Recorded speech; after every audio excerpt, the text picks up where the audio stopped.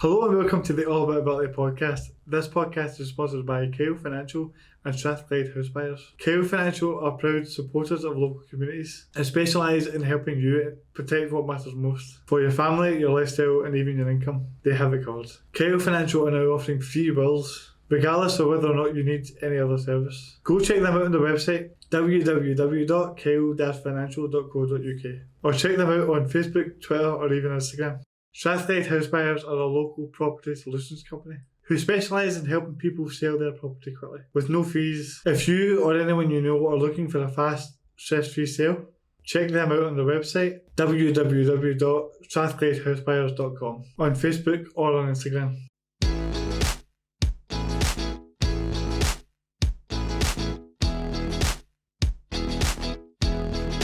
I don't really know how to introduce you, mate. I know. I'm like, How do you introduce other people?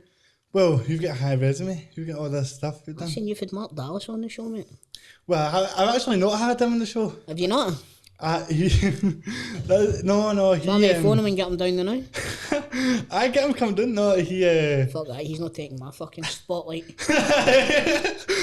That's an old-fashioned wrestling mentality. He's not taking my spot. He's not taking my spot, He'll man. take my spot in the roster. He actually... No, because he came down for the challenge thing I was doing. So we did a fitness type thing, and then... but he never actually came on the podcast. I'm sure he will at one point, but... You definitely will. we had the better version of him here today, Chris Toal. Don't know about that. That's you're the main man in this equation for sure. All his part is based on you. It used to be. There's a few that have been tarred with that brush right enough, not just him. So, it's nice to be here, mate. I've listened to a few episodes, so listened to the one with Big Stupid Blaze. You know what I mean?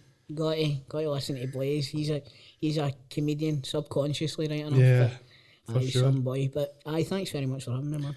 No, man, it's amazing. There's a lot to. You want to tell the listeners who I am?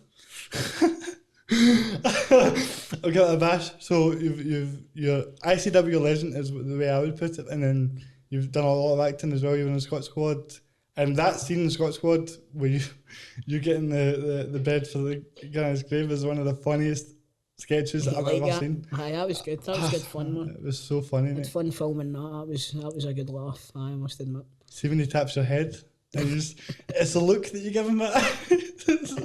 That look had me in stitches for days, man. I watched it so many times. Aye, well, you'll have been there. You know what I mean, folk. When you're disabled, folk can have condescending attitudes to you. You know what I mean. So it's I'm sure you've run into it yourself. Well, I've definitely not run into it, but I've experienced it. Aye. Alright, you see the second that was out my fucking mouth, I knew you were going to say that. See, this is the thing. It's became this ongoing thing. How many wheelchair jokes can Keenan make in one episode? Well, I'm sure we'll find out. That could be like a drinking game. It could be, aye. But if we can get through this within about an hour, I'm sure people would end up in fucking intensive care with the amount of jokes that we could make at each other's expense, you know what I mean? Exactly. Between me trying to be a stand-up comedian and not being able to stand up, and you know, exactly. A sit-down comedian. Exactly, I'm a sit-down comedian. I feel like it's funny for me though because my family are so sick of all the jokes. Oh, no doubt. They hate it. No doubt. It's like, see, when I go for dinner with my in-laws or something like that, my girlfriend's dad is the king of the dad jokes. But I've known him that long now that he's recycling them again. Do you know what I mean? So I can imagine how your family feel, I'm going to be honest with you. Yeah, well, Paul must be sitting there like that. Is he going to make that same joke again? Well, I turned up before you and Paul was like, hopefully he'll not turn up today. I can't listen to him today. That doesn't surprise me. I'm going to put him through this table after this. But no, there's a lot of things I want to talk to you about. But open book, mate, batter in. Because you do quite a few podcasts yourself. But I do two that I'm regular. I do one that I'm kind of in and out of because I'm just like a kind of backup for the main roster, if you would call it that. So one of them, my main one that I do is Football Daft. That's get one attached to it called Celtic Daft. And I do one with my mate called the Great Scott Cinema Club. And I'll be honest with you, that's my favourite one that I do. I do it with my mate Keezy, and that's just a hobby. Because I'm into movies and stuff like that, I said to my pal, even before we started Football Daft, I says, when we'll start a movie podcast. And he's like, I'm your man. So we've done that, and we've got a loyal wee following. A lot of people listen to the show, and the people that listen regularly interact with us online and stuff like that. It's great. Then not long after I started that, I got a phone call from Grado. He says, listen, we're looking for a new host for Football Daft. You and Cameron had just left, and he had brought in Stephen Purden. But as I'm sure you'll know, Kieran, that was two blue noses, and they needed like a token Tim to balance it out. And so they got a token Tim and a disabled person at the same time. So I ticked 2 boxes for them. Do you know what I mean? That's the equality angle sorted, and somebody to balance out their horrible Rangers supporting attitudes. Well, that sums it up pretty well. I think, it's so disappointing to me that Grado's a Rangers fan, man. Do you know what? If he wasn't a Rangers fan, he wouldn't be the same person he is, and he's over the past couple of years he's become one of my closest mates. So Fair. He's a great guy, and never let anybody be judged on the team that they support unless they give you a reason to judge them for it. You know what I mean? Aye, well, there's plenty of reasons to judge Rangers fans. Anyway, I feel like I'm alienating the Rangers. I need to get like a Rangers football player on here or something, because everybody keeps saying to me like I've had the foundation and Celtic and that on it and stuff. Do you know, if you contact Rangers, I'm sure that they would send you somebody. Aye, Just to explain what the podcast's about and stuff like that, and they're usually more than happy to send somebody. Not quite so much to Football Daft anymore because of the amount of slaggings that I give the players, you know what I mean? But it's quite easy. See if just contact their press office and stuff like that, and see if you can get anybody. It's not that I can't do it. It's just that I'm just kind of, I'm not sure.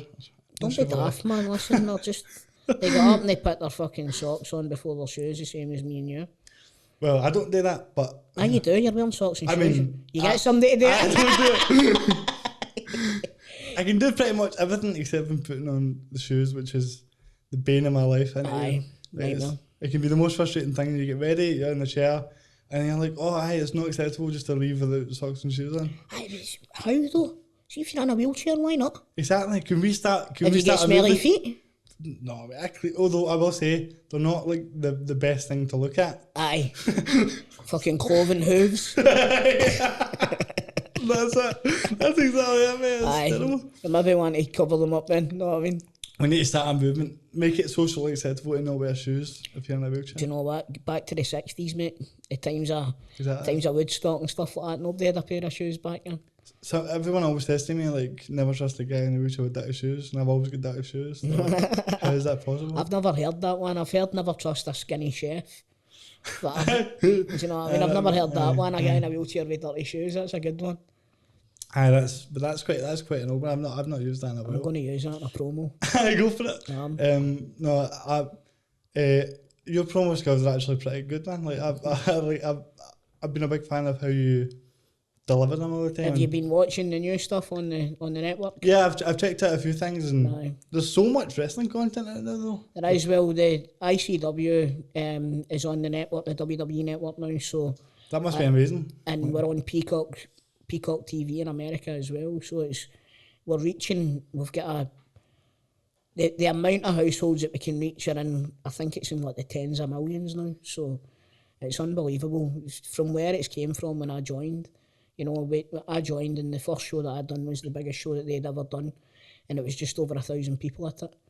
And then at the height, when we were at our best, I would say we brought in over 7,500 at the Hydro. Do you know what I mean? So for a small Scottish regional show to be able to do that, the biggest independent wrestling show in 35 years or something it was, since Big Daddy wrestled Giant Haystacks at Wembley. So when you look at that, you know what I mean, it's how far we've came has been unbelievable. But I'm finally now getting my chance to go out on my own. You know, I've got a group of guys, one Saki Bali and John Tretton is the other one, and we're called the Lads. And, you know, we just play it for fun. And now I think they're trusting me more on my own. Whereas in the past, things had happened where they had put me with somebody that maybe wasn't invested in working with me, thought that maybe I was a bit of a joke character, but they don't realise that there's always a place in wrestling for comedy. And if you only need to look at Grado, you know what I mean? The guy's the biggest independent wrestler in Europe by a distance, you know. So to think that there's no space in wrestling for comedy is just stupidity. It's stunted much like my growth. I don't even know what to say that one. I'm like, because it's normally me that's insulting myself, not somebody else. No, well, that's it, you know. But you spoke about actually, like, the journey of how this has all evolved into something really crazy when you think about it. Aye. But when I was talking to David Blaze about it, he was saying how hard it was when you're first coming in, and they really just, you know, they put you through like this intense, you know, years ago obviously now they put, you know, the programme to learn, and the kind of, you know, journey you had to go through to actually get to that point. See, for you, something that I in a lot of ways I've looked up to you for quite a while, because and I think you're the only person that's ever looked up to me. well, I'm sitting down, so really it's not, you know, it's, Yeah, you're still higher up than me, right enough. and that, I think that's probably a first. Is that a first? I think that's a first. But honestly, I keep getting a thought, and then like your paddle's too quick for me. I need to catch up here, get my coffee or something. Sorry, we're saying David Boyce had said that the journey to get in it was hard, but for me. So because I always thought, you know, I've loved wrestling from a young age, and it's probably my first love before football even. Aye. Which is mad to think about. But I always thought it was quite disheartening, because I always wanted to get into it and do something, like some sort of anything really. Aye. And there was never any sort of representation of any idea that you could do that. Aye. And I think you were the first guy that I looked at, and I was like, oh, that's, you know, they're actually starting to include us a wee bit, and he's obviously doing really well. And it's like, I could do something in wrestling with him. You know what I mean? That was, I remember thinking that when I was a wee guy. So, Do you know what? That's actually really nice for you to say that, to be honest. But my first thoughts, I'll be honest with you, my first thoughts when I get involved in wrestling wasn't about representing disability or anything like that. I just, like yourself, had been a fan, and I knew that my personality, like my mum had always told me when I was growing up, you know, like when it was time for me to go to primary school, they tried to get me to go to a special school, right? And I say a special school, you know what I mean, like a supported learning kind of thing. And my mum was like, there's absolutely no way, because like I wasn't in any way mentally challenged, you know, I didn't need any sort of like special teaching or anything like that. I could learn the same way as anybody else could learn. I just had like limited mobility to a certain extent. So she always brought me up to say, look, you're no different to anybody else. You maybe can't do some of the things that other boys and girls can do, but you know, you're smarter than a lot of them, you know what I mean? So that was kind of drilled into me at an early age, and from then on, really, I've never really let anything get on top of me or let anything hold me back from a standpoint that, you know, if I can let my personality speak for itself, you know, and I think once people meet me and get to know me and stuff like that, they see that. So it's the same as yourself, obviously. You've got this podcast that's taken off. Everybody knows it, everybody's talking about it and stuff like that. So, you know, when you finally asked me to do this show, I was like, what the fuck took him so long? You know what I mean? So it was the same as yourself. Anybody that's in a position where I don't want people to look at disabled people and think because they're physically disabled that they're mentally disabled, because they're not. You know what I mean? There's no mental issues with yourself. There's no mental issues with me. Anybody that I've met, you know, See, to be honest with you, there's people within wrestling that haven't got the mental capacity that you and I have got, and they're physical specimens. Do you know what I mean? Yeah. So there's a space for they sort of people, but there's also a space for people like yourself and for me who can help further on storylines without a physical side to it. You know, don't get me wrong, I've been in the ring and I've had my fair shares of bumps and bruises and stuff like that and injuries, but to say that I can't do it because I'm disabled would be ignorant, you know. Yeah, and you've obviously had a really great career with it all and been a big mainstay in ICW the whole way through, pretty much. It's been fun since I've been in. I was out for a year at one point because storyline wise Dallas fired me. All right. So we fell out and he fired me and I was out for a year. And then in the lead up to the big show the next year, a part of the storyline was about him trying to redeem himself from being an arsehole back to being our arsehole. You know what I mean? And we filmed it round about here actually.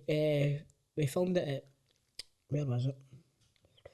Bag of Nails, just down it. And we filmed a scene where he's trying to coax me to come back.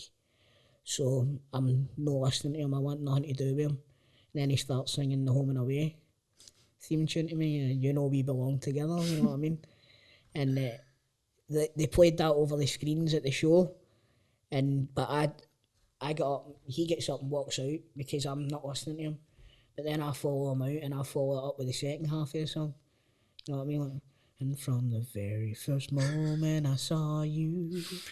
And you see when I come out the door and the crowd knew what was going to happen when I started singing, the fucking roof nearly came off the place, man. You know what I mean? So that was where I thought I was going to become a regular again, but it kind of tapered off again. And then COVID happened.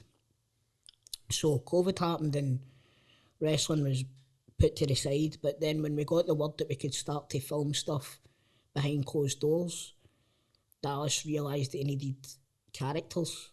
You know what I mean? For to keep people's attention alongside the wrestling, he needed characters. And straight away he came to me and says, "I want you to come in.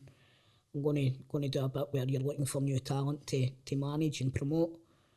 I said, "Right, no problem." And he put me with Saqib, who I had been with before. But the difference in Saqib from when I worked with him at the beginning until now is night and day. Honestly, his comedic timing and stuff like that is absolutely spot on. And we bounce off each other so well. And we've got this young boy, John Trenton, who's coming through with us as well, who we're kind of trying to bring out his character and stuff. He's been sidelined with an injury at the moment, so he's been kind of off screen. So it's been more me and Saqib, but it's been great fun, man. Honestly, like from the start right all the way through, this is probably my favourite time in wrestling just now. I mean, that's amazing considering how long you've been doing it. And you were talking about your relationship with Dallas there. For me, like, see, in wrestling, because everyone's such a tight-knit group and you're travelling everywhere and you're doing all this stuff all the time, is it hard to always be on good terms with people, even if you are close to them? When I first came in, I thought I was Jackie Lad. You know what I mean? I made, you know, Malachi Black, who's with AEW, Tommy End. Tommy's a good friend of mine now, but one of the first times I met him, I just was getting so far on his nerves, it was unbelievable. And you know that way, I was just being myself, but I don't drink anymore, right? But when I used to drink, it would elevate, it would like amplify me by about 50. Do you know what I mean? So I would go from, Toal's a funny wee guy, to somebody going to tell him to shut the fuck up.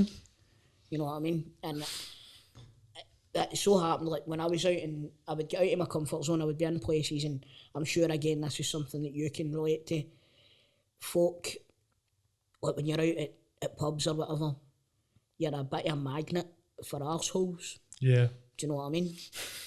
And that would happen to me, and I would take offence, and then my mates would get involved, and I've lost count of the amount of times that a fight started because I've snapped back at somebody. And I got the name of being a bit of a troublemaker, to be honest with you, but it wasn't. that wasn't the case. But so what I thought to myself was, right, how do I eradicate this? How do I get rid of this? And I thought, do you know, the one common denominator when all of this is happening is I've got a drink in my hand. So I just thought to myself, get fucking rid of the drink. And I did. So, getting back to your original point, it is quite hard to stay on good terms with a lot of people. You have run-ins, you have disagreements, you've got people that think that they're something they're not. You've got people who don't have the confidence that they should have because they're a much better performer than they give themselves credit for. And people trample all over the top of these sort of people.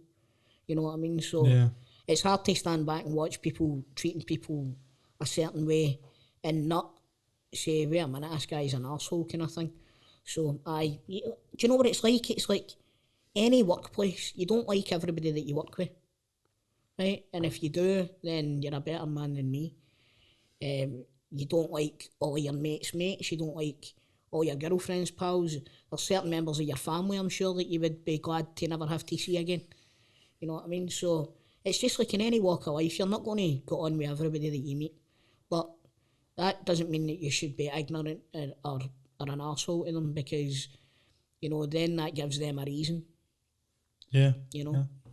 Well, it sounds like you had a lot of growth in that time where you realised I need to put this drink down and stop doing this. And there's a lot to unpack from what you said there, but what you were saying when you, like, how you can attract the arseholes, that is very much true. And I feel like I had very similar sort of experience to that. The only difference was I kind of went the opposite way. Rather than being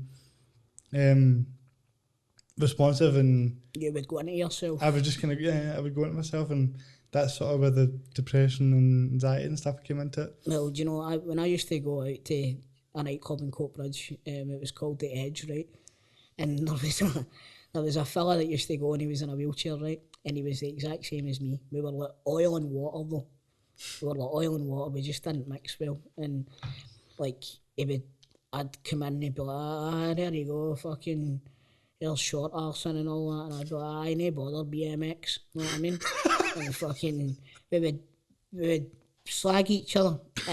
It was, to a point, it was good natured, you know, like good natured. But this guy was a dick, you know. But I seen a lot of myself in him, and that was another reason I'm like, I need to fucking start behaving myself, because it's only going to take you saying something to the wrong person and they turn around and fucking give you a down, do you know what I mean? So I can understand what you're saying, where you've went into yourself and you've let it affect you in a negative manner, because luckily I had a strong role model in my mum that wouldn't let me.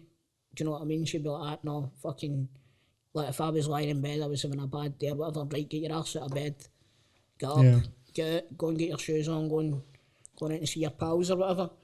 You know, she wouldn't let me rest in my laurels and be depressed or whatever. And I think that's why for a long time I didn't really understand the whole depression and mental health thing, because it took me to meet somebody who I fell in love with to realise that mental health issues are definitely a huge factor in a lot of people's lives. You know what I mean? Don't get me wrong, that's nearly 8 years ago, so I've known for a long time now. But back before that, because I wasn't affected by it, I was like, how can you not just smile and go on with it? You know what I mean? But definitely now, I mean, I've lost a friend to suicide within the last couple of years, Adrian Lionheart, who I'm sure you'll know who I'm talking about. And it was, see, for the outside looking in, he projected this image in the most happy-go-lucky guy ever. You know what I mean? But it was a mask. And I would obviously urge anybody who's listening to the show just now, if you do feel as if you're struggling, speak out, because it's a chance for people to help you. You know, you might not know the help that you need because you've not asked anybody for help. So it's a horrible affliction to be affected by, but don't let it get to the point where you feel as if you've got no other option than to do something silly. You know what I mean? Yeah, it's a permanent solution to a temporary problem. Is it really? Exactly. And that is you're putting that well, and a lot of people say, oh, it's a coward's way out, it's a coward's way out. It's not the coward's way out. It's, for me, it's the bravest thing that you could do is end your own life. How much courage must it take to do that, right? But you need to realise the people that it affects. I know the people round about you. See, I remember the day I got that call that Adrian had passed away, and honestly, man, I felt as if I had been hit in the stomach with a sledgehammer, because I know that if he had have just said to somebody, you know, as much as not everybody gets on, see when one A's are down, everybody kind of huddles round them. Mm-hmm. You know, like my mum passed away last year, and I got messages for Big Drew, I get messages for Tommy N, people that were over in America, you know, that day. Oh, so it's like everybody huddles round and protects you, regardless of whether you're on the other side of the planet or not. And I always remember when Adrian passed away, it was one of the things that Drew said was, why did they not just message me? Did they have this sort of trouble? Was there money issues? I could have sorted them out. It wasn't anything like that. It was just a case of Adrian had reached the end of his tether, and it was, I don't ever want to see anybody that I know or love, or even anybody that I don't love, in that position where they feel as if they've not got anybody to talk to, or they've got no place to go, or no direction to go other than do that. You know, it's horrible, and I don't know the extent of your depression and that sort of thing that you ended up falling into when you did, but how did you get around it? Who was there for you, you know?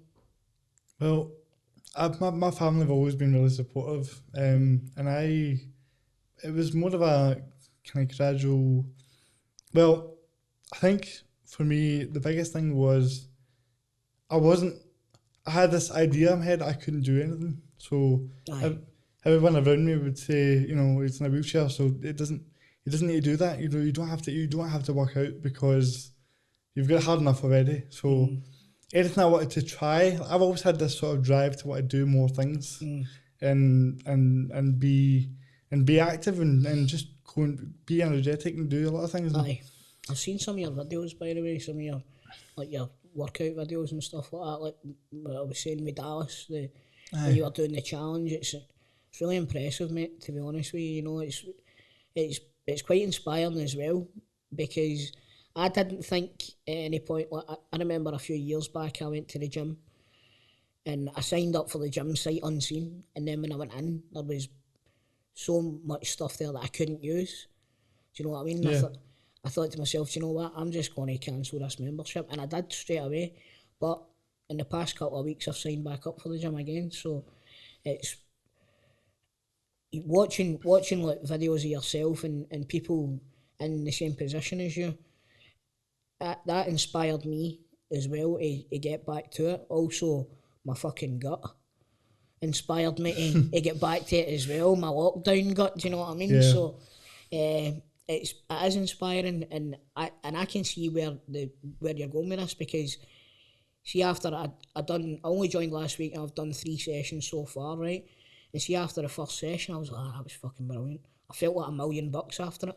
Do you know what I mean? Don't get me wrong, I didn't look like $1 million. I looked like, see, one of them had, if you touch the sides with the metal ring hanging, it buzzes. That's what I looked like, man. I come out like your feet. Come out like one of your feet. But anyway, it's excellent, isn't it? It does it, and I don't know, it's great. For yourself as well. Like I've heard stories. I don't know about this. If this is true or not, right? But what is your condition? Cerebral palsy. Cerebral palsy, right? Do you have feeling in your legs? Yes. Right. Okay. Right. So Everything works as well, by the way, ladies, just so you know. Hope my missus isn't listening to this. You know what I mean? She might be looking to trade me in for the new model. But so like, have you ever heard of the obviously the Olympics are on just now, right? Yeah. So after that, the Paralympics are going to be on, right? So, have you heard of the Paralympic weightlifters? What they used to do? No, elaborate. I'm not. Right. So if you get any sort of injury, the adrenaline in your body immediately rushes and it tries to cover it up, right? So the Paralympic weightlifters and hand cyclists, they used to let them break their toes before they went to do their weightlifting or their cycling, because it would naturally get their adrenaline up and it would make them perform better, and there wouldn't be any trace of performance enhancement drugs in there, right? So exactly, do you know what I mean? So obviously they made it was illegal, they shouldn't have been doing it, but there was no way for them to know if they were doing it or not, because what are you going to do? They're not declaring any injuries or anything like that, are they? Mm-hmm. So they would break their toes, and because paraplegic people or whatever have got no feeling there, they wouldn't feel their toe getting broke, however their body would still respond to it with the adrenaline. What? Aye. So if you had no feeling in your toes, you could have got a hammer. I've just beat my personal best by 42 fucking pounds. Amazing. Oh man, see, I can't even do that right. Can he do it wrong, right? I felt like I've always been in this sort of weird middle ground where you're I'm too able to play this sport, but I'm too disabled to play this other sport. Have you never thought of I know it's a terrible name, right? But have you ever watched the documentary Murder Ball? Oh, I've definitely heard of that, and it's basically wheelchair rugby. yeah, it's mad that you used to call it that. There was a guy Mike Kerr had on months ago, who was he was a Paralympian for he's the only Scottish wheelchair rugby player to play in the GB team. Really? And he captained it as well. Did he? That's But amazing. he was talking about it in that sport when it was murder ball as well. It's just one of the most crazy sports ever. You should watch the documentary, mate. Honestly. I'll definitely. Is it on Netflix? I don't know if it's on Netflix. I watched it years ago. It's an old documentary for I'll a long time ago, but it's tremendous. You should get a watch, definitely. Have you never thought about any sort of wheelchair sports or anything like that? Well, I play power chair football. Oh, do you? Yeah, and maybe actually I should. Is that the one where you get the attachments to the bottom of your chair kind of thing? And Yeah, it's essentially football, except maybe we could. it's like human Subbuteo. Aye. That's what I was gonna. It's like what's that? What's the thing? It's like dodgems. I hate the dodgem, see, because of my back condition. I know it's terrible. Maybe we should pull it. We could pull a wee clip and show what I'm talking about. But it's while we'll wait for that, I'll kind of talk you through it. So, power chair football it's not like you're not in a manual chair is like the one with the it's not that, it's like a power chair, so it's a battery chair. My boy's got a battery chair, and it's got a bumper on it. So what happens is it's four aside, and you get certain rules to where two players can't go in to each other. So if I have the ball and two defenders come to me, it's a foul. right? Because no one wheelchair can get past two chairs at the same time. It's not. It stops it from becoming that sort of, Yeah, I understand that. And then you want to space it out and pass it, and you want the game to be. So tell me this: how do you pass it? Do you just run your chair into the ball and hope for the fucking best? It's more skillful than you would think, and it's easier to explain when we get the video up. But what I'll say is that when we started out with the wee crappy, cheap NHS chairs that were dead slow, and now it's like ping pong, mate. It's dead fast. You can pass the ball about. It's great. That's what I was saying. My wee boy's got an electric wheelchair, and mate, get him involved. Definitely get him involved in, for sure. He'd love it. I'm sure he'd love it. he probably would love it. I'm actually he's football daft as well. Not to toot him on horn, but I'm the Scotland captain. You're the Scotland captain for it, aren't you? Yeah. Oh, shit, right, get this up. You must be decent. Right, see, this is. Do you know what? We don't need to show it on the show. Just send me the clip. No, I'm sure. But that's amazing. So you're actually like a full international. Yeah, Tremendous. I was the first player to score in the English league as well. Who do you play for? What club? So right now I play for Clyde. Right. But this is maybe a good discussion because when I came into it, it pretty much changed my life because I had a big thing about not wanting to be around people in wheelchairs, because it reminded me of the fact that I was in a wheelchair and I hated it. It's just that search to want to be normal and want to fit in, and you didn't feel like, it just reminded me about how I wasn't like that. So when I first came into the sport, I stayed because one of the coaches was really nice to me and he was really supportive, and I kept coming back to him. And then eventually I started to be like, this is good and these people are nice, and it made me realise that the fact that we could have a conversation, I felt less different. I started to realise that it was not so much the fact I was in a chair, but the fact that there's a stigma to it. There's a big stigma to it where you have to, you're made to feel different, really. That's the thing. Absolutely. And basically with the sport, it's growing a lot, but the biggest club we've got in it now is Clyde, and I'm trying to get Celtic and Rangers involved. So I did the foundation thing, and what I've been saying to them is having Celtic and Rangers involved would be like a big, huge game changer. Absolutely. For it, because the reason why I was explaining the impact it had on me is the fact that I wanted to be here for when I'm not here. So I wanted to be here for the next 50 odd years or 100 years or whatever. 100 years, you're giving yourself a fair old fucking lifetime there. Do you know what I mean? No. I mean, like, after me, I know what you mean, mate. I know what you mean. I'm like, it's just because right now it's all volunteer based, right? So the only way to sustain it, the only reason why, even when you look at mainstream football and women's football, the main coverage comes from the big clubs, and we don't have them in yet. But there's like Manchester United and West Brom, all these big teams in England are playing, so we just need to. So they've all got official teams as well. Yeah. So there's definitely scope for it, and I'm talking to the foundation just now. So do you play in gym halls? Yes. Right. Okay. It's like a basketball. Honestly, be a bit of a bastard trying to get through the grass in your wheelchair. It's like a basketball court, and Right. I'd happily take you. How many players on each team? So it's 4 aside, and there's like you can have a maximum of a squad of 8. Right. But the way it's played out, you get a goalkeeper, a middle player, and 2 wide players. Right. Okay. And the 2 wide players are essentially like the striker, and the middle player kind of is the one that gets the ball moving. So there's a lot more technical skill to it than people think. I think the reason why it's not. This is one of the reasons why the podcast is becoming something that's really important, because I'm trying to make people aware of the fact that Get it out there. aye, having this in place where it would make, not even just in football, but see socially, see having like wee kids in wheelchairs being able to say, did you see that Celtic Rangers game last night that was for publisher football? That would be huge. Rangers have fucking hammered us again. Well, I tell you what, if there was a Celtic Rangers publisher football team, that won't be happening, because I would. What would you do if Rangers came in and tried to sign you? Are you kidding on? Well, I've speaking to Celtic, and if they do it, we've already kind of discussed who would be the first. And they Clyde know this. Well, see, They do now.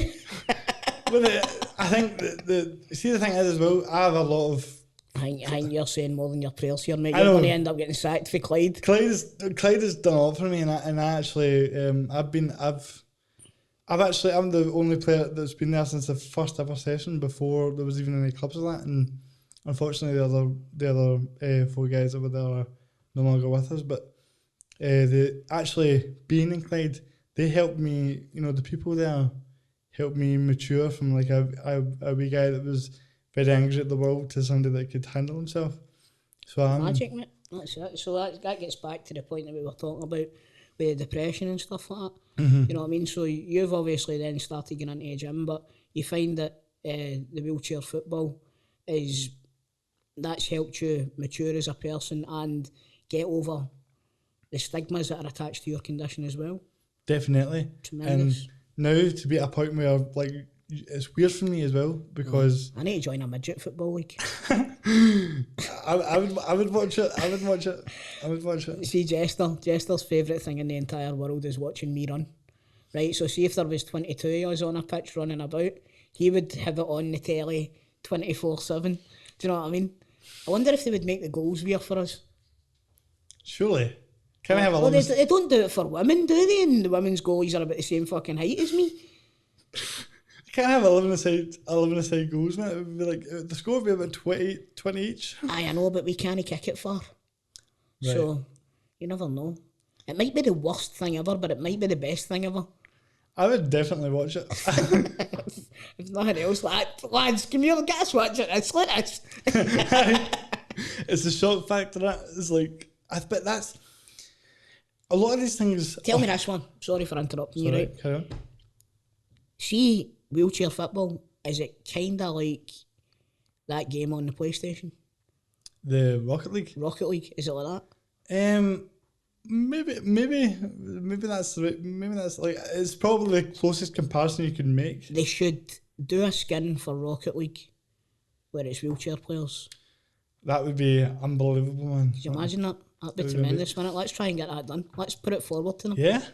We do that. Yeah, we should definitely do that. That would be amazing.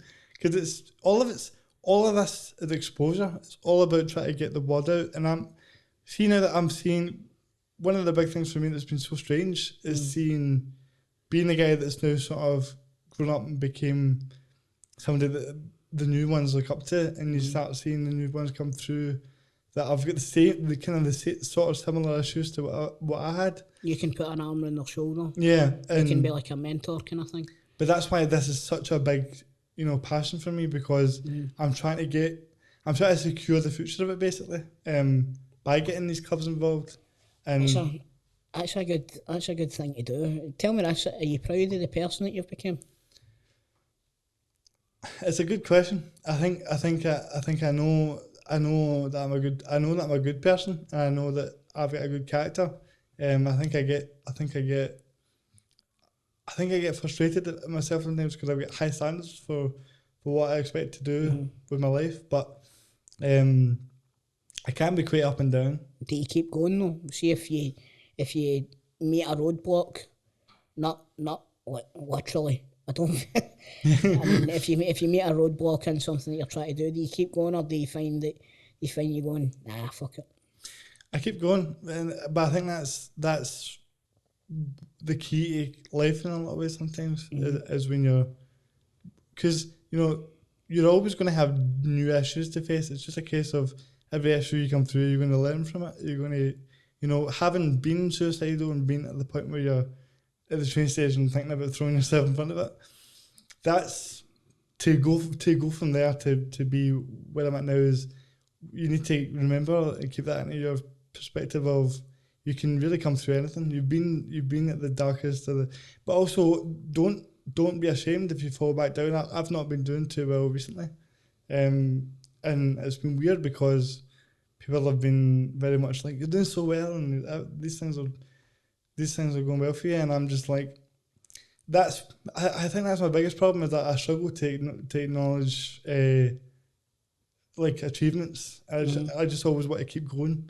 and there's been times where sometimes you need to sit back and smell the roses, my good man. Yeah. I mean, like there was a time where I wanted to do something and I just couldn't. I was writing something, I was trying to write something, and I just couldn't get it right. Do you know that way? Yeah. And I just thought, fuck it. And then because I had thought, fuck it with that, everything else that had been on the back burner, I just was like, I'm not interested. You know what I mean? And it took something for me personally to snap me out of that funk. Mm-hmm. You know what I mean? It was when my mum took ill. Mum took ill 2 years past now. She lasted a year, but unfortunately she lost her fight with cancer. But it was when my mum took ill, I had kind of started down the grieving process before she had died. Do you know what I mean? Mm-hmm. So when it actually came to her, the time for her to pass away, I felt as if I had done all my grieving already. And it was as though it didn't have the impact on me that it should have had. And I thought to myself, what is wrong with me? You know what I mean? What is wrong with me? I feel as though, like, see, when it first started off, I was crying myself to sleep. But when we were told that there was nothing that it could do for her, I was crying myself to sleep. I was so frustrated. You know what I mean? I was so frustrated that there was nothing that we could do for her. There was nothing that I personally could do for her other than be there for a while she went through this horrible disease.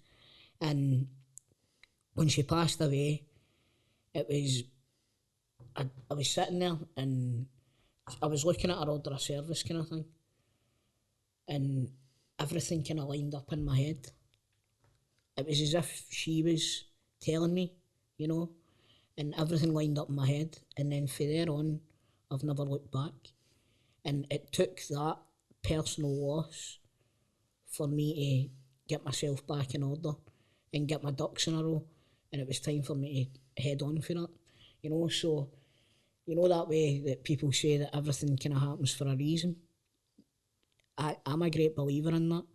So the fact that you are where you are today, and again, I asked you if you're proud of the person that you've become.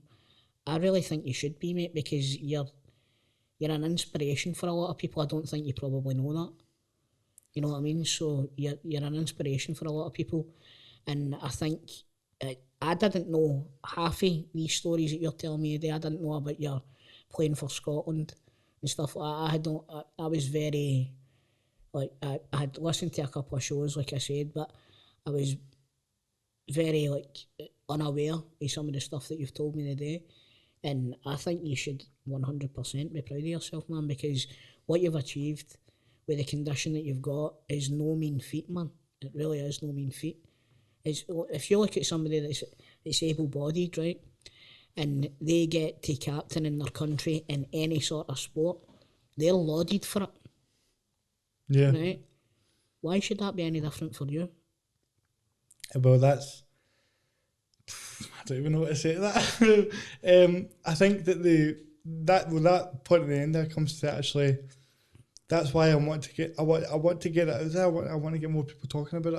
I want to make sure that this can be as normalised as possible, because also having coverage for the actual, they had the first ever coverage of the game on BT Sport. Really? For the English Cup final. Aye. Who was it? It was Aspire against West Brom. Who against West Brom, sorry? Aspire. So Aspire's basically like a London team, so like a Chelsea equivalent, for example.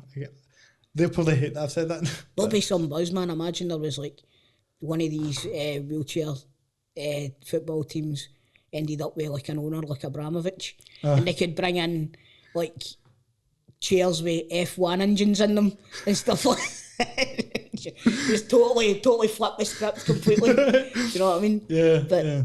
That's good though. It's the fact that it's been on the TV is tremendous, because that's an in. See, once you get that, people like you said, kids in wheelchairs will be like that. Well, wait a minute. Yeah, well, that's what it's all about. But you know, England are like 10 years ahead of us when it comes to this particular sport. 10 years ahead of us and fucking everything.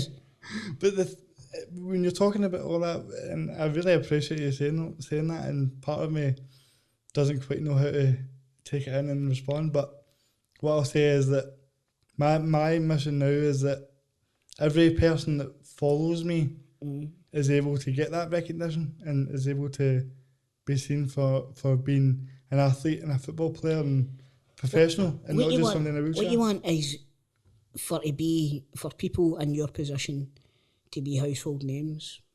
You know, like, for example, he's probably the worst fucking example in the entire world, right? But what do you call that guy that was the Olympian and he had the blades?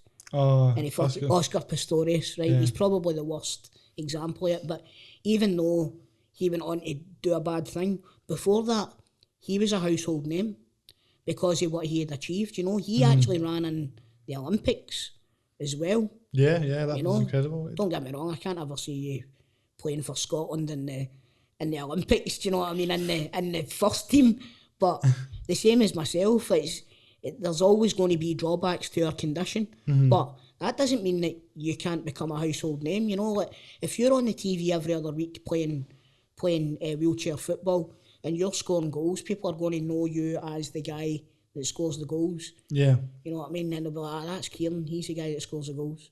And then, have you ever watched the wheelchair football? No, mate, you should get a chance because it's entertaining. There's this guy, Kieran, And Yeah. that's how it goes for there, you know what I mean? And Well, that's one of the big reasons why I started the podcast as well, was thinking about the fact that, yeah, football is big, but the names are always bigger. Like, Messi and Ronaldo are bigger than football itself, probably. When I think of Barcelona, I think Messi. When I think of, Juventus, I think Ronaldo. So I still think of Ronaldo with Real Madrid. I know, same. I was going to say that, and I thought I'll just go with where is that. When I think of Sporting Lisbon, I think of Ronaldo. But no, but the point is that we need to keep working to push this door and get the word out there and say, look, not only is it a quality sport, but it should be getting coverage, because see, in terms of other sports in the world, football has the biggest, especially here. See, Scotland, football is the thing that people talk about the most. No, it's definitely still the biggest sport in the world, no matter what you say. I mean, it might not be the biggest sporting event in the world, but people say, the Super Bowl, right? But the World Cup final gets way, way, way, way, way, way, way more viewers than the Super Bowl, you know? Yeah. And it could be two shitey teams that's in it. It makes no difference, you know? Like, what was the last World Cup? It was Croatia versus France. No, France versus Croatia. Yeah, that's right. You know, Croatia shouldn't have been in that World Cup final, let's be honest. But they got there. Thank God. And it still had hundreds of millions of viewers. By the way, thank God, you're absolutely right. Could you imagine that? Mother of God. Well, to put it in perspective of how far back we are in a way, you know, the England Power football team won the Euros, won our equivalent of the Euros, and nobody, there was no fanfare or anything like that. I mean, there was people there watching it, but it could have been, think about the amount of times you go on Sky Sports News, right, and they're just talking about English football, and how... Mate, you're not going to tell me that wheelchair football is less entertaining than a game of cricket. And I've seen them covering a game of cricket on Sky Sports News for hours at a time. Yeah. You know what I mean? Let's go back to Old Trafford where fucking Gloucester are 4 runs down to Newton Mearns. You know, that's boring as fuck. I don't know how anybody enjoys it. Whereas, see if I'm watching essentially folk in cars playing football, that's a buzz for me. Do you know what I mean? I know it's not cars, but you know the point I'm making. That's more entertaining to me than a game of cricket or folk cycling around a track. Mate, it's genuinely not that. Like, see when you watch it, you can see how it's football. It's not like you're watching it, but I don't know what this is. You can see how sport works. And, you know, see when I'm playing it as well, you genuinely, once you're in the zone and you're playing the game and you're trying to win, you feel like you're just... When I hit the ball, it feels like I'm kicking it. That's what's special about it. You don't think, oh, this is a chair that's hitting this. It's you that's hitting the ball, and you know what I mean. So the way you've described it to me, it sounds like a wee bit of a cross between football and netball, or the way the rules are. Where you can't have two people defending against the one player and stuff. Yeah, like there's a few different wee rules, but there's that's all in the name of spacing out and making it more like mainstream football, more watchable, basically. Aye. And as I've gotten older, what I've realised is that, for all the talk about equality and coverage and all that, disability is still so far off the map when it comes to... Yeah, you can't spell disability without ability, my man. Exactly. That's why it's all about ability. Not to diss it. Don't diss ability. Exactly. But that's actually why I came up with the name, because you feel like when people look at me, and I'm sure you've had this yourself, they just assume that you're incapable of doing anything, really. And you ever had anybody coming up to you like that? Hello, how are you? I am alright, you dick. Honestly, you wonder how I get into fights, eh? Yeah, it's terrible, mate. Like, see the amount of people have come up to me and go, oh, it's so good to see you out and about and all that, and I'm like, it's so good to see you out and about with that haircut, mate, as well. Well played. Oh, for fuck's sake! You fucking dick. Better hope he doesn't put your fucking tyres down. You should have seen that. But no, it's always. Have you ever noticed it's always the most unattractive guy in the place? It's always like the I'll pure. Be honest with you, mate, I'm usually the most unattractive guy in the place. Do you know what I mean? So. But I just mean it's like it's never a pure. dream of a guy coming up to you being like that. It's always like because what I've noticed as well is they try and, especially, do you know what the worst thing is, right? See, when you're talking to a lassie in like a bar or a club, and some guy that you'd never met in your life, and he's like, you know, he's just not a good looking guy, and comes up to you and he's like, oh, how you doing? You having a good night and all that? And then tries to talk to the girl you're talking to, and I'm like, I have no idea who this guy is, man. Right, that's a guy that can't pull, right? And what he's done is he's seen a lassie talking to a disabled guy, and he's thought, if she's interested in him, she'd be more interested in me because I can go onto a dance floor with her. She doesn't understand that you and I can dance, brother. Exactly. You know what I mean? No, but that's the thing. People see what women, if they're talking to somebody with a disability, is maybe having low self-esteem and being an easy target. And I'll tell you something, that is absolutely not the case, because I find it's, for me personally, women with higher self-esteem were always the women that were more responsive to me in that environment. Do you know what I mean? So that's the issue. It's these people themselves have got low self-esteem, and they think that this woman's got low self-esteem because she's standing talking to a disabled person in a nightclub. You know, you articulated that really well, and it sums it up spot on, mate. That's exactly what it is.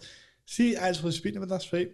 Because you mentioned quite a while back in the conversation how a lot changed for you with mental health and things like that when you met somebody that you fell in love with. Aye. Now, because people with disabilities, including myself, have had, you know, struggles with lassies and meeting people and things like relationships and things. What was that like for you, like in terms of actually dealing with that and figuring out who'd be right for you? Do you want me to tell you how I met her? Go on. Right, my girlfriend's name is Sammy, right, and I met her on Twitter, and it was because her friend was a wrestling fan. So her friend had followed me, and I'd been talking to her pal. So her pal had told Sammy to follow me because of my absolutely tremendous patter. You know what I mean? Of course, yeah. And so it was Valentine's Day, right? And I went like, I'm lying here in the house on Valentine's Day myself. Any chance either of the two of you would be up for a ride? Joking, right? So Sammy's DM me and we started talking and stuff like that, and it just went on for there, man. It was like we started talking, and then I was like, right, I'm kind of, for some reason, I'm kind of getting into this lassie on the internet, so I need to make sure that she's not a 50-year-old fucking overweight, balding. I've just described almost myself there, do you know what I mean?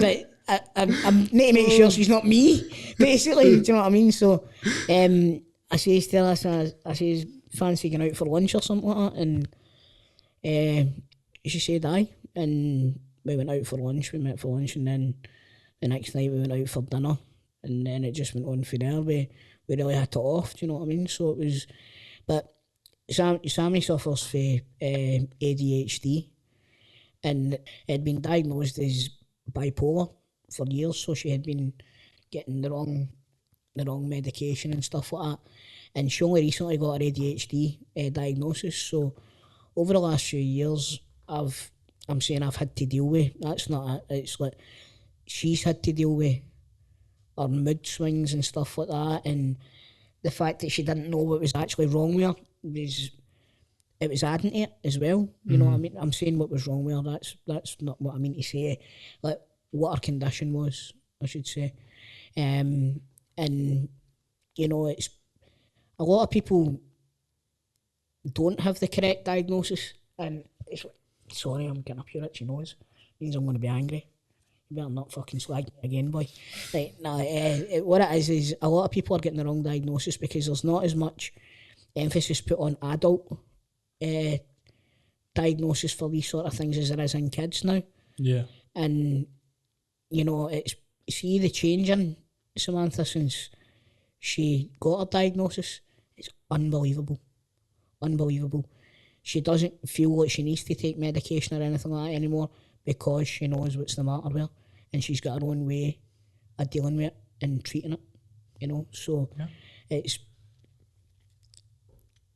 it really opened my eyes to it, because one minute she would be absolutely at the top end of the spectrum, happy as Larry, having a great day, and I could say one thing and it would just completely flip, you know. And she would always say to me, you don't understand my condition, and to an extent I didn't, you know. So there would be times where she would like maybe lose her temper and start shouting and stuff like that, and I'd be like, who the fuck you shouting at? And that would just exacerbate it, you know what I mean? So it took me a while to realise, like, when this happens, do this. When this happens, do this, and what have you. And then eventually when she got her diagnosis, it was as if a light switch went on and everything stopped. She just, I don't know, it was like an epiphany to her. All right, this is it. And she's went through all the way from she was a kid, all the way right up until now, where she's like, right, well, this is why that happened when I was a kid. And this is why that happened. And she got all her old school reports and stuff like that. And she reading the school reports, and then you read what the symptoms are of ADHD. It was like reading the same pamphlet. Like the teacher would say, Samantha does this, and this. And then you'd read the symptoms of ADHD, and it would be this, and this. And I think that moment of clarity where she now realised why she was marginalised so much as a kid. Yeah. You know, and it gave her, for want of a better expression, it gave her like a win, if you know what I mean. It gave her a win because she now knows, no, I wasn't a troublemaker, I wasn't this, I wasn't that when I was a kid. It was all because of this condition that folk didn't know about all these years ago. Do you know? So it's, to be able to watch the change in her's been absolutely unbelievable, you know. And it's like, we're just a happy wee family now, man. It's just the three of us, me, well, the four of us, we've got a wee dog as well, but me and Sammy and my boy Cian, who I've got for a previous relationship, like, it's just a happy wee family now, man. It's brilliant. That is brilliant. That's great to hear that. And it just shows you that a lot of these mental health issues do come from not being diagnosed properly. Correct, man. Absolutely. And that's again going back to like the depression stuff and stuff like that. People might feel that they're depressed, but it might not be depression. It might be an underlying condition that they don't know that they have. You know, so I would urge anybody that feels that way to go and speak to a doctor, go and speak to your mates, maybe go and, like, do you know what's good for it? And people laugh at it, but therapy is brilliant for it, because a therapist can pinpoint, right, well, you're doing this, and this. That's indicators of this condition. We want to get you tested for it. Do you know what I mean? So, really, batter in, man. If you're listening and you're struggling, just get a go. What have you got to lose? What's the worst that can happen? You know? Absolutely, mate, because even, to go back to what you were saying about Lionheart earlier, Adrian, when you look at somebody like that, we talked about going to the gym and how much of a difference that can make, but it's not the be all and end all, and I've realised that as well. So, like, throughout my own thing, it was like the gym helped me and I got better, but then I started realising that I was feeling fit and great, but I was also still dealing with a lot of negative self-talk and a lot of, just a bad image. That way where you still, you change your look, but you look in the mirror and you still see the same person. So with some, it's actually having to deal with the thoughts in your head. And I think when you look at those kind of scenarios, like, there's too many people out there that are saying just go to the gym and eat healthy and you'll be fine. It's not always as simple as that. And no, certainly not. Adrian, he was prime shape, world champion, larger life, mate. So, world champion when he passed away. I still scratch my head to this day. Like, but what I do feel as though is, if he walked through that door now, it would be as though he hadn't been away, because he's still so prevalent in all our lives, and if he did walk through that door now and said, oh, what about that one for a rugby man, eh? I would, like, me and Adrian became really, really close before he passed away. We you're saying earlier on, you were saying, is it not hard to like be living in each other's pockets and stuff like that? For a long time, me and Adrian never got on, like for a long time, and it took we actually get booked in the same segment for a company, BCW. After that, I think he knew what I was about, and we became pals. And I woke up one morning at 3 o'clock in the morning to a message just for Adrian McCallum through Facebook. I was like, oh, what the fuck's this going to be? And it was just Mad Toal. Ha ha ha. I was like, oh, alright mate, what's happening? He's like, no, I'm just sitting having a few whiskies. And I thought to myself, I wonder if Toal's up. Then after that, we just kept on talking and stuff like that. And whenever we would, I says, have you ever seen Step Brothers? Yes. See the scene where he says, did we just become best friends? Right, I says that to Adrian, he says, aye, that's us besties now. And then ever since then, we greeted each other, right bestie. Whenever we seen each other, right bestie, what's happening? Big hugs and stuff like that. And just the fact that he's not here anymore is heartbreaking, but I think the light that he shone on suicide prevention and on mental health with his passing is, you couldn't put a price on it. You really couldn't put a price on it. And, you know, I'm going to miss him. I'm going to miss him forever. But, you know, he's, like I say, he's just my big bestie. So it was, he definitely leaves a huge gap. And well, I think what you've said, like on it, I think he would be very proud of that. So fair play to you, man. Thanks very much, man. See, I feel like there's so many things I could talk to you about. Hey, I want to know, you said to me earlier on, me and you had a run-in on Twitter. Now, I've had run-ins on Twitter with so many people. And I came to realise that social media is a fucking pox on society. Right? I hate it with a passion. You need it now for everything, but I decided to remove myself from Twitter, remove myself from Facebook. I only keep Instagram now. And I've got a Twitter for my other podcast, my movie podcast. So I try not to get involved with the politics of social media anymore. But I need to hear this one. What was this? Right, so this was first of all, let's say this is many years ago, right? But, you're a different person now. Well, it was, you're not going to believe what this is about, right? But it was actually about John Cena. Right. Did you slag John Cena? Because I'll fucking fight you right now. Because at the time, you need to remember that I was, see when he was when the peak, you know, Cena was going Cena 6 thing was going on. You were a Cena 6 fan, weren't you? I was like a teen and I hated him, man. I guarantee that you know that I was right. No, you were absolutely correct. I remember this. Do you remember that? Right, let's go. Let the listeners hear what happened. So, as far as I remember it, basically, you guys were talking about how I was saying basically how much his matches suck and how much he's a terrible wrestler and I didn't like him and all. Tell me one bad match. That's it. You see, but I think my feeling behind it was basically like the five moves of them. I wanted like Stone Cold in that, and I was getting John Cena, and I was like I was, you know, you're 16, 17, you're like you're not wanting to listen to this guy with a big purple shirt talking about how much he loves entertaining kids, and you're like, but also the actual matches. My favourite wrestler of all time is Shawn Michaels, right?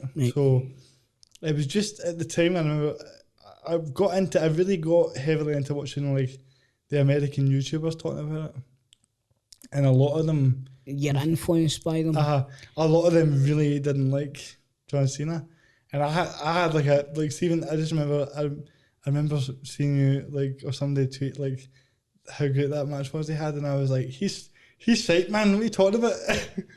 But it was just, like you and like a few of the ICW community just jumped on me like, what are you talking about, man? And I was like, I'm gonna just get off Twitter for a bit. But that's what I mean when I say social media is a terrible place, because you can you can have a debate on it, but it's the peripherals. Yeah. The peripherals come in and they throw their 10 cents in or their 50 pence, whatever you want to say. And for there, it becomes horrible. It becomes horrible because people then start making personal attacks on you. You know, when you're trying to talk about John Cena, right? Now, I'll guarantee you, a person in your position, the same as a person in my position, we're easy targets for that sort of thing, right? Yeah. And if somebody sees a picture of you in your wheelchair and you say something like, aye, John Cena's shite, aye, let's see you doing it for your wheelchair. Do you know what I mean? Uh-huh. Or like me, I made a stupid fucking comment about 8 or 9 years ago on Twitter, right? And it got brought up recently. And it was something pure flippant because it was back in the day when I had 100 followers, 95 of them were people that I actually knew and 5 people weren't, right? And folk can go back and dig up stuff for your past from when you're a different person. Yeah. So it's a horrible, horrible place to be. And recently I had somebody have a go at me through instant message on Instagram. But now I'm in a position where I go, I'm not going to give this guy the power. Yeah. So that's what the block button's for. That's what the block button's for. Right? But we all have times where we get dragged into it. Right? I'm saying I'm not going to give this guy the power. But see if that's happening regularly to you in public, which Twitter does, it happens in public. Whereas Instagram, it happens privately most of the time because they don't have... Everybody has got the option to send a private message to anybody, which I think is it's a poor feature on Instagram. Anybody can contact anybody, right? So this person sent a message to me and I just says, nah, block. And it empowered me. And that's what I would say to people. See if you're finding that you're having trouble on social media or maybe people are giving you jip, for want of a better phrase. That's what the block button's for. See, out of sight, out of mind. Honestly, it's the bottom line, man. It's the one good thing about social media is you can see what you want. Definitely. And I do want to just clarify that I do indeed love John Cena. There we go. And I feel... Because it was funny... You're a Let's Go Cena guy now. Of course. Who isn't? You know, I think you just... Going back to social media though, you're right.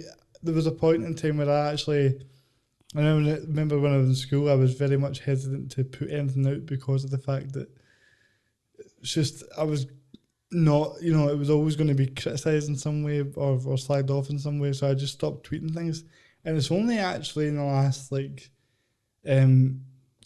few months that I just started going, do you know what? Take your, you know, you're not in high school anymore. Take your filter off and just say funny things that come to your mind sometimes.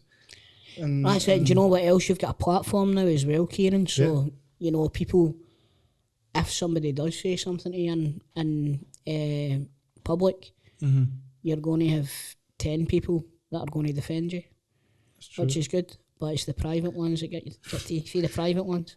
Like for something recent that's happened, like when the England players that missed the penalties in the Euros final. It's all done privately. All done privately. You're this, you're that. Privately through Instagram, right? Whereas with Twitter, for somebody to send you a private message, both of you have got to follow each other, I think. Yeah, is that pretty right? much, yeah. Same way Facebook, both of you have got to follow each other. And unless they send a message and then it goes into a folder that you never ever look in anyway, right? But Instagram needs to do something about this because the abuse that the boys took after missing their penalties was absolutely shocking, right? But what I will say is, it might have been shocking, but it wasn't surprising. And I'll tell you why I'm saying that, because see the minute Saka missed that third penalty and England lost that game, I texted my mate and I said, 3 black guys missed their penalties and I'll guarantee you the amount of racial abuse that they guys get tonight will be absolutely unbelievable. And within an hour, the FA had put out a tweet saying, this is the what's happened. It's football and social media creates a horrible cesspool. It's a cesspit, mate. I think, like, in my head, honestly, this has been a lot of fun for me to talk through all this stuff, and there's a bunch of things as well that we haven't covered that I could talk to you about, and I really appreciate you coming on, man. This